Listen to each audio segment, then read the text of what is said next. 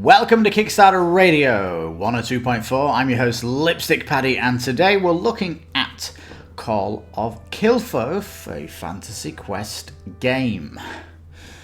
Now this is part of the Kilforth franchise, and where it says you'll be exploring the beautiful southern seas with all new heroes and all new sagas to tell. Well, it's definitely an open world kind of adventure, we shall see as we go down, but blimey, look at the art. Now the franchise is well known for its art. It's won like awards for its art and possibly its themes also. There was the Gloom of Kilforth, the first in the series, then Shadow of Kilforth. And between all of the three of them, there's been a 2-year development space. And this is the third in the series, and they're pretty much reskins of each of them. Someone thought that the Shadow one was a bit harder than Gloom of Kilforth. But we shall see. This game's not getting any buzz, and so far on the campaign there's no real Kickstarter videos about the gameplay, potentially because it's just plain like the other games, right? It's like a zombicide game. It's just been rethemed. There's a few things I've noticed different, however, but we'll go down and have a look.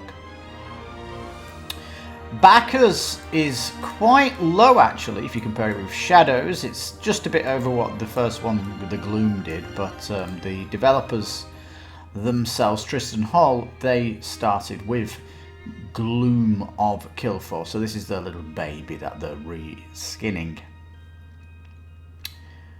So yeah, it's like a pirate theme, and the art is looking fantastic. In fact, the box art is beautiful, isn't it? It really looks lush. Really, really cool. I love the setting of this pirate Caribbean look. Fantasy with all the waterfalls and pirate ships and stuff like this.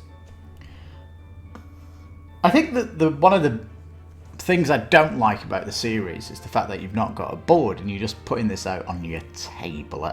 I don't really like that because it's got all this art but it doesn't have a backdrop. But they are offering a neoprene mat where everything sits on, and it is a beautiful mat, but it's big and it's pricey. You see a black bag here. This is basically the loot bag.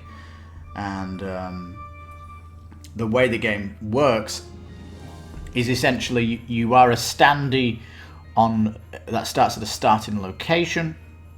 You will move to an area around you. So let's say you go north, and when you go there, you're going to pull from an event deck, and the event deck could be a creature or a stranger that you can talk to, or an event. That could be good or bad. So there's like random encounters as you move around. And the reason you're moving around is because you're following a saga. It's like a grand quest line that you're doing. But there's going to be like loads of side quests and stuff, for example, to go to a certain location to get a weapon or something, some kind of treasure. And every time you have your turn, some of this gloom will happen, where one of the locations on the map will turn over to kind of a more evil card, and it will have some kind of negative effect of it, basically. So by the end of 25 turns, all of the cards have been turned over, and you'll lose the game if you've not defeated or completed your saga. Now, the original game, there was like 4 chapters to a saga, but they've narrowed it down to 3 here, which is making it a little bit tighter and less prolonged in that phase. And the combat in the game is dice chucking. I mean, this game is like a adventure game, super dice chucker. You're going to be chucking, starting with 4 dice, and you're going to be ending up maybe chucking, potentially triple that if you're really strong. Your character yourself has attributes, and there's certain things you can do for tests and things, like you might be, I don't know, lock picking something or sneaking into somewhere to steal something or whatever the adventure puts out on you. Now, if I'm having big pauses like this, because I've got a Dr. Pepper cherry that's been in the freezer for an hour and it's only froze half of the bottle, so I'm trying to nurse liquid out of it.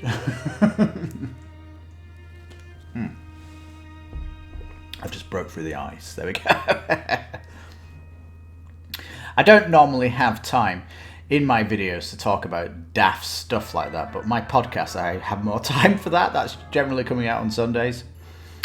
The link in the description for my podcast, where I do 50% music and 50% Kickstarter news, and I'm doing that many Kickstarters this week. There's almost a podcast in it. But this Sunday's podcast is supposed to be a sound version of the next big special program we're doing, which is the worst Kickstarters of 2021. Yes, those big, massive campaigns that had millions of dollars and thousands of backers. Those games I look forward to, but really they annoyed me so much. That'll be coming out soon. Anyway, back to Call of Kilforth. So I do like the game. I like this adventure. It is definitely random. You can get random good. It's swingy, but with that swinginess comes the difficulty. And if you pull a monster out that's too difficult for you, you can basically, well, you'll be sneaking around at the beginning of the game in case that happens, and you can go back and destroy them when you get stronger. So yeah, lovely, jubbly. Now this might strike you because they've got almost photography going on with art, and that's really jarring. I'm not too happy with that. And I don't like the background of the characters is all the same. Can we not put these in this world? I want to see them on a boat, in some kind of beach or something. You could have really nailed the theme with these, but it doesn't matter. This is your race card and class cards. Standees that you've got for these heroes, well, for the first time in the series, you can get miniatures. There's a miniature add-on that you can get, which is wonderful. You'll notice that each of these heroes has certain abilities. So red is combat, 2 is intelligence and spells. The purple is intelligence and spells. The green is sneaky, any kind of sneaky stuff. And the blue suggests mind, but it could also be conversation. These things. These numbers are actually going to give you more dice to roll. The goblin race here, so you could be a raconteur goblin, and so he wouldn't look like that though, would he? But you're basically going to be combining 2 of these to create a character. You are going to be putting one behind the other, so you'll kind of lose the raconteur and you'll just get +3 to this kind of mind thing with this guy. The 25 locations, all going to be thematic within the world and looking beautiful. And these are big cards as well, by the way. These are like tarot plus cards, and it makes a wonderful spread. And the reason they are these big cards is because you can randomly set it up as you play the different, I want to say, scenarios.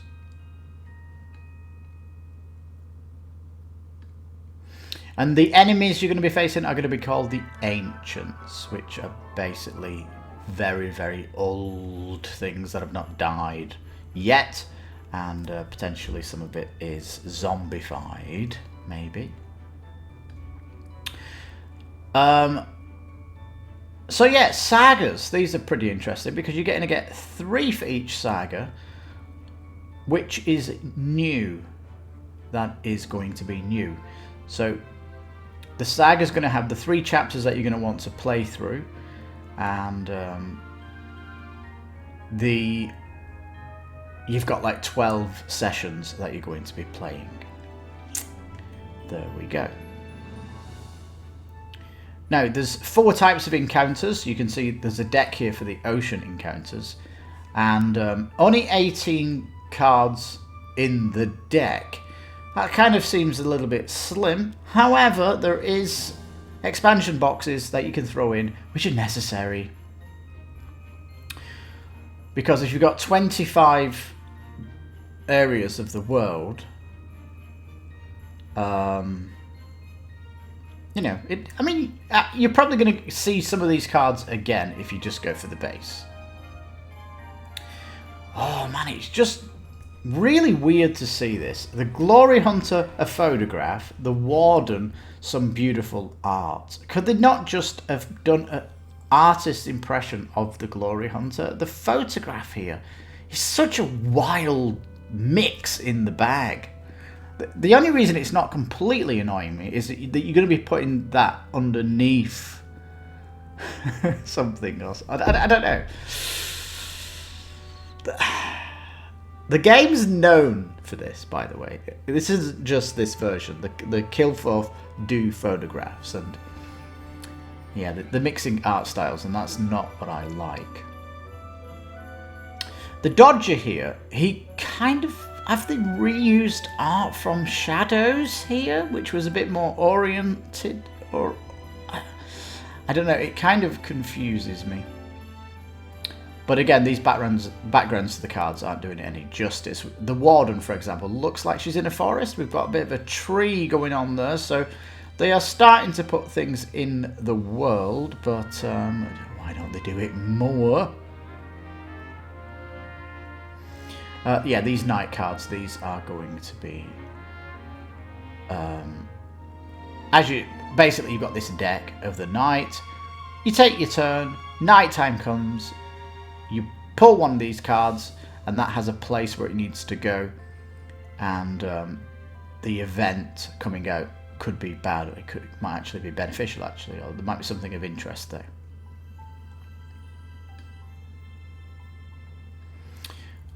Yeah, and plot cards that's going to be coming out. So, like I said, lots of adventure and story parts coming out. Really, really cool. The wood tokens are... some of it's about the mitigation and things like that, so you can re-roll dice and things like this. And you've got this bag. Now they're not doing stretch goals. I don't know why they don't have Call of Kilforth on the bag here. But you can see the loot bag. You're going to be pulling random from here. Some of it is going to be gold. Some's going to be re-rolling your dice, and you can see the different kinds of things you get here. Some of it can be bad. One of them is, you can just see a trap here, lose 1 hit point. Immediately, that's kind of the random nature that's going on in this game. So, does have a reference sheet which looks complex, but it's not really. It's move, pull an event deck, deal with the event deck by rolling dice, that kind of interesting thing. So yeah, here we go. They're doing minis, and in fact, if you've got Shadow or if you've got Gloom, they're doing miniatures for them here. So if you have the original, there is stuff here for you also. I do like the bases as well, but I don't. Are they going to come with some kind of base, or is the painter put this on? They are not going to be painted, that's for certain. So a beautiful box. The box is actually quite small though. It isn't big. I'd recommend Board Game Geek and looking at Shadows or Gloom for the box size. It's surprisingly small.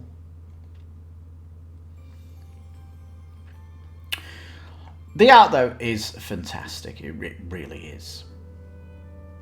Now it says it's compatible with Gloom and Shadows, but believe me, you're not going to want to have all of these. They don't really complement each other. They might be compatible as in you can bring events over and bits like this, but you don't really need them. In fact, if there's a comparison out there, it's Zombicide. Can you really mix in 2 Zombicide games if you've got Black Plague and mixing it in with the two with another Zombicide? It's something you probably wouldn't do, right? And so yeah, it's that kind of reskin.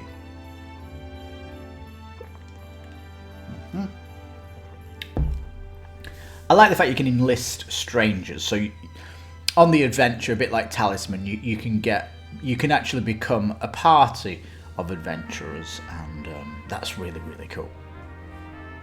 But yeah, discovering artifacts, leveling up your character, you know, finding fantastic weapons and armor and all that stuff that you're going to have on these adventures sounds really, really cool. Moving, you're going to be drawing encounters. You can clear obstacles to gain loot. Nice. Search for an encounter. Hide. You're going to be hiding because you start off really weak. The game makes you feel like you're like a level 1 adventurer and the world's super dangerous around you, so you might want to be hiding until you get a bit of meat in your dice rolling where you can actually be good in combat.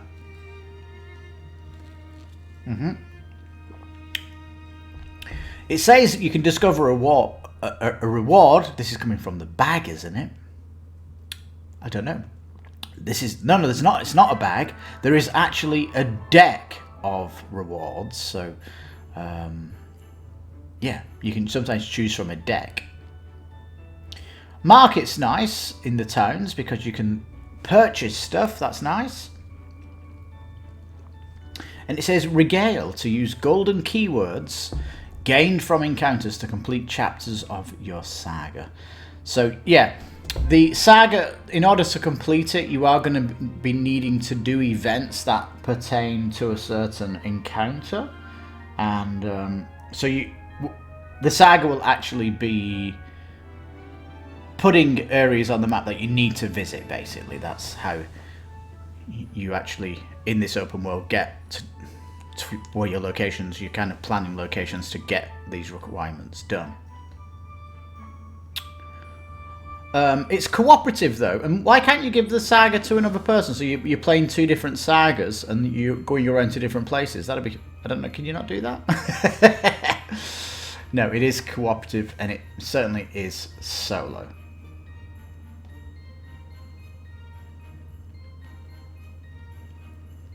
So £52. Let's go to that pledge to get the $1. There is a new stuff. That's what these low pledges are. I'm going to ignore stuff for shadows, other than just mentioning it here. So, Call of Kilforth. Then it's a $70 box here. It retails roughly around $100, I believe. The old games. And you'll notice here, January 2023. So it is. Whoa, it's a good year off, and I think that's a good potential thing, because some Kickstarters are saying that they're going to deliver next year, when I've got 3 years worth of Kickstarters that have still not delivered because of the hold up with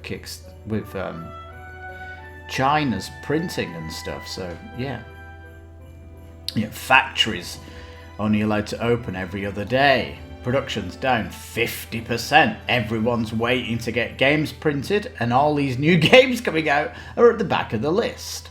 Anyhow, my little rant over. Pimp My Call. This is what they call the expansion packs. Pimp My something. There was a Pimp My Shadow, Pimp My Gloom. So Pimp My Call. What's this giving you? A bigger bag, more dice, more standees,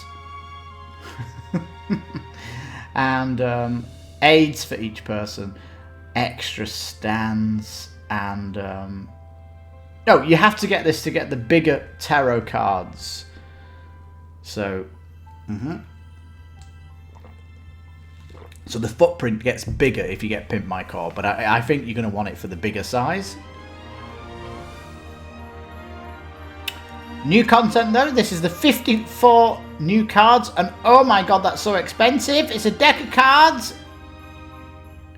£22, what they said, $30 for a deck of cards. Oh my god. It's really expensive. You're just going to, it says just shuffle them into it. So these are just going into the game. Albeit, you know, it's, you know, you're paying for art on these cards and, you know, whatever it is, it's an expansion. But you're going to want to have this just for that variability. And I'm sorry if I am drinking a lot during this Kickstarter critique here, because I went to a party last night and I had terrible base of alcohol. The sangria was the worst I'd had. I then switched to a vodka and coke, but the vodka was spiced with tamarindo. And oh, it was horrible. Then I went to vodka and coke, and the vodka was like the cheap ass vodka that you get from like the supermarket. That's the supermarket's brand of vodka. And finally I went on Jack Daniels and Coke, and it was like heaven. But most of the day today I've been highly dehydrated, of course. Back to this Kickstarter. So yeah, large footprint on the table. Will get bigger with the expansion. And let's go down to the playmat, because that looks absolutely fantastic. There's the shadow stuff if you want that. No, I don't want that. I don't suggest you get that. It's just the same game with a reprint. Shadows is more Orient, it's an Asian feel to it. Gloom is a straight up generic fantasy.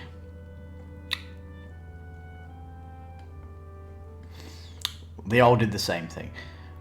The promo pack is different though. You know, they're doing the Pimp My Gloom, and they're doing the card deck. Hang on. 85 cards the Gloom people got for £22. 85. 54 for Shadows, and it's 54 for Call. We're getting a real bad deal, aren't we? World of Kilforth. So yeah, you can get minis for Shadow, you can get minis for Gloom. And of course you get the Call of Kilforth. These minis not done yet, but they're all like pirate-esque in feel. 35mm scale though, happy with that. Unpainted, of course. Look at that playmat! Now, it's like massive, isn't it? It's like almost a meter. Is that a meter across? 986, almost a meter wide. I would love to see how.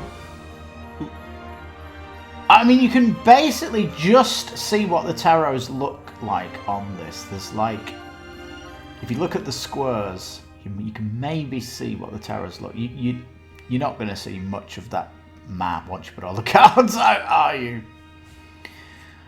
But yeah, why don't they just do a board for it instead of a playmat? I mean, this playmat's expensive, $35. That's $45?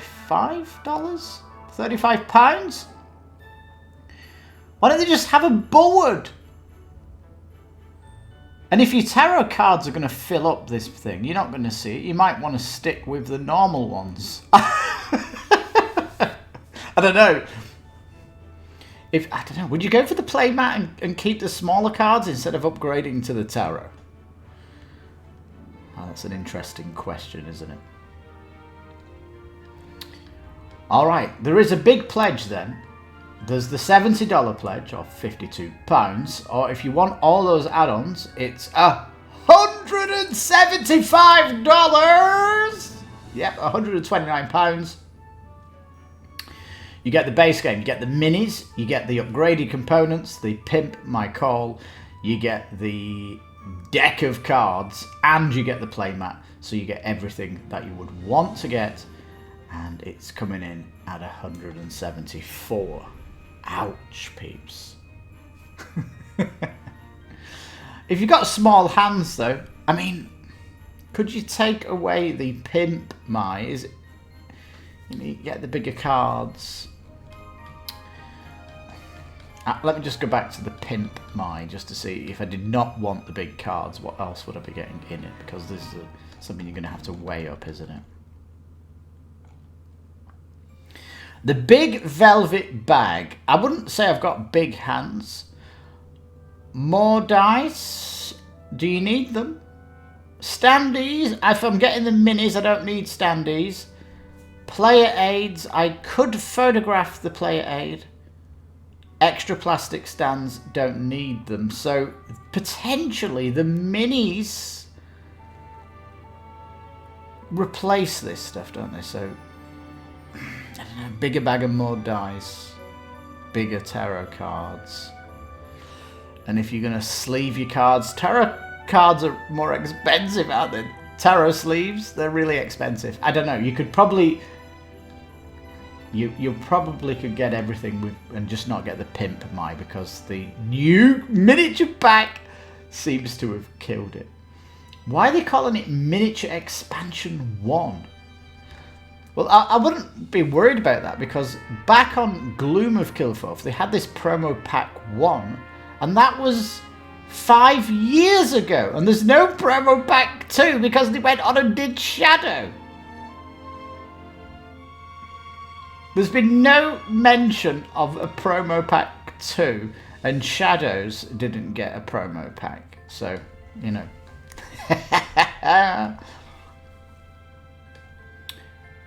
Anyway, where were we? Yeah, maps. No stretch goals, solo friendly, of course. It talks about compatible, but you can play it on Tabletopia, though, if you want to see what the adventure feels like. There is a ton of unique art, that is for certain. They've got a big team of artists. It is looking stellar.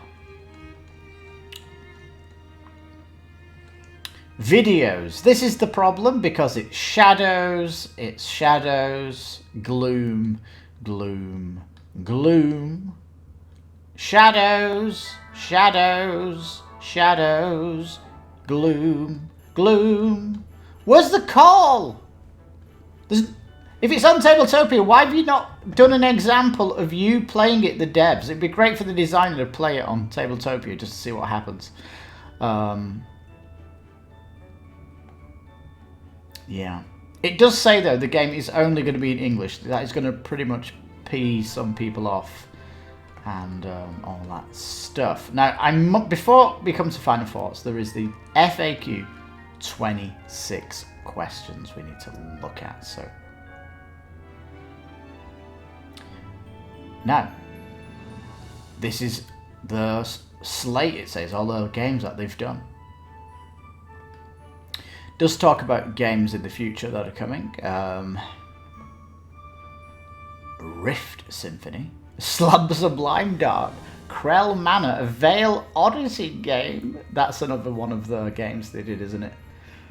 Is that going to be another reskin, or is it going to be, I don't know. But you can see Call of Kilforth here, but still doing art. So hopefully those photographs will get painted in instead of being just a straight up photograph, because you need one set of art going across your cards. Please make that happen. And I don't know. What's Miniature Expansion 2 going to look like if you've got Miniature Expansion 1? Right, let's go to the FAQ. Massive 26. Just talking about add-ons. There's not really any questions here, is there? I guess cardstock, we've not mentioned that. Black cover, which is considered the best, isn't it?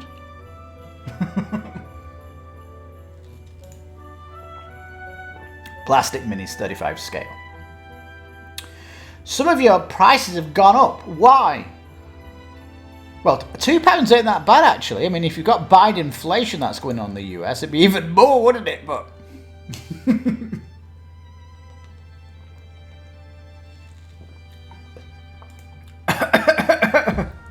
the game, the expansion, the playmat, this all costs money.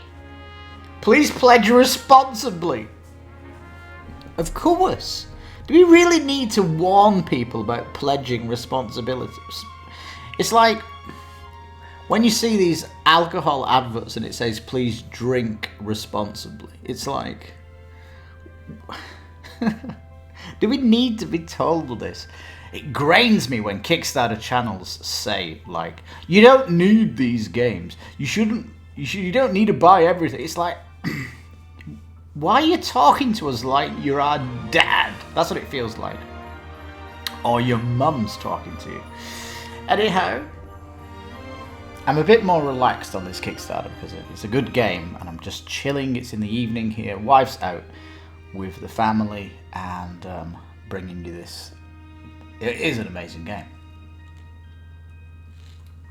But I like adventures. I like random decks and I like dice chucking. It should really say why you're not doing sleeve packs. The deluxe are going to use those Tarot 120 by 70. That's the Dixit size, isn't it? They are expensive. And there's only going to be 25 of them, so yeah. Solo, yeah. I mean, if you go Tabletopia, you're going to be playing it in solo. What a stupid question. Now, they've not been updated it, and they have been doing some videos, so just mentioning other things. Nothing really to report. I mean, it's a known property. It is a reskin, and does the theme like you? You know, do you feel like the skin it looks good? For me, I do like the theme. I wish the art would be finished before I saw it, so I would potentially go $1 pledge on it because I don't want to see those photographs. They really grain me. And my alternate theme that I would have preferred is sci-fi. But the pirate world looks great, doesn't it? It looks fantastic. And if I look at adventure games that I have, I do have... What is it? I have to look at my shelf for the game. I'm terrible with names. Sea of something? Sea of Legends. That's what I have. I have my own pirate themed game.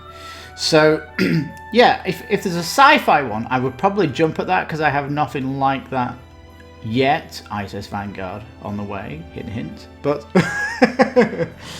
I don't know. But if my friend got this, I definitely want to play it. Absolutely want to play it. It does look absolutely fantastic. If you love these adventure games with random encounters, lots of dice chucking, this might float your boat. Pledges can get really big though, right? But like I said, I don't think you need everything if you're going for minis. Maybe you like standees. Then you go for the Pimp My Box. That's the only real decision you've got. And all that good stuff. But do check out the videos. Either go Shadows or go Gloom, because it's the same game, effectively. And you'll know what to expect from Call of Kilforth. And yeah, everybody says the game super premium quality, feels like a AAA game. Art looks amazing, similar to what you may have seen in Fantasy Flight in the good days and all that good jazz. So yeah, Call of Kilforth. looking phenomenal. And do we recommend it? I think we do. We absolutely do recommend it.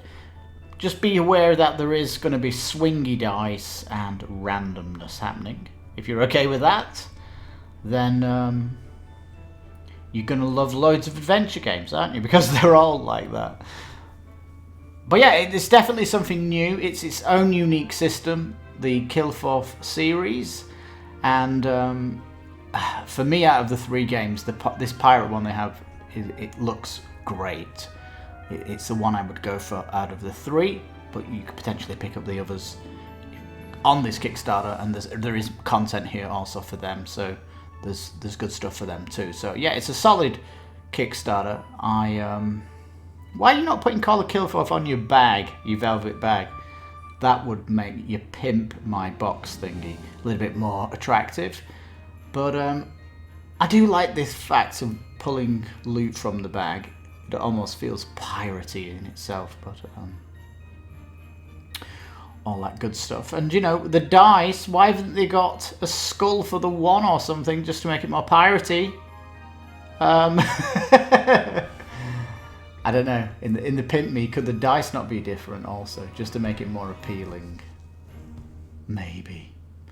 And yeah, they should really be offering sleeves. You know, when you buy the command pack for Space Base, it gives you sleeves for all of the base games. So why doesn't the Pimp My Box thing have sleeves in it? That would be nice, wouldn't it? It would definitely be something that I'd probably want to get, and all that good stuff. So yeah, love to know your thoughts on the Kickstarter in the comments, or if you have one of the other games, tell me about how you found it, you know, and what's replayability like, and have you played it with 4 players? I'd love to know that, because all the videos I'm watching, everyone's just soloed it and